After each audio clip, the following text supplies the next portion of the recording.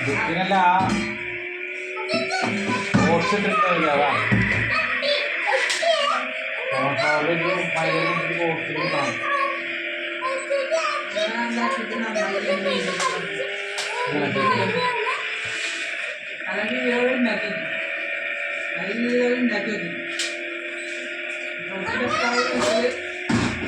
അങ്ങനെ എടുത്തിട്ട് എന്താ കാര്യമാണ് ബാഡ് വീഡിയോകളാണ് എൻ്റെ അഡ്ജൊക്കെ കാണുന്നൊക്കെ